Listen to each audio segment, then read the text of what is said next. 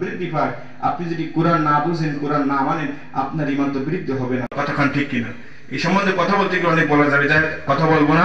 আমি আপনাদের কাছে বলবো এবং সত্য একটা ঘটনা বলবো, সেটা হলো আমাদের এলাকায় সুপরিচিত এবং সকলের জানা সরসিনা আল্লামা নিজামুদ্দিন সাহেব অনেক বেশি আল্লাহর প্রতি তাওয়াক্কাল রাখা লাগবে।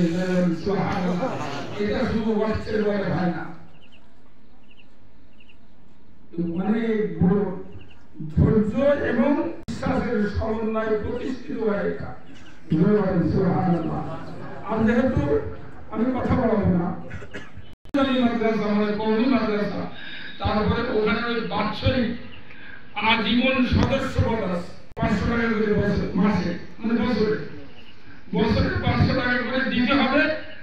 বছরে একদিন এই যত মেহমান আসে আমি শুনে বুঝে অনেক খুশি আল্লাহর কাছে। যাও এখন একটা জিনিস এই যে হুজুর পাক সাল্লাল্লাহু আলাইহি সাল্লাম যখন পৃথিবীর মুখে আল্লাহ পাক, একটা হলো সর্বপ্রথম কি ছিল? জ্ঞান। দ্বিতীয় নম্বর ছিল ধৈর্য। দুইটা জিনিস ছিল। এখন এই জ্ঞান, সেটা কোন জ্ঞান? আল্লাহ পাক গুরুর তৌফিক দিয়েছে, এটা আমাদের কাছে শুকরিয়া।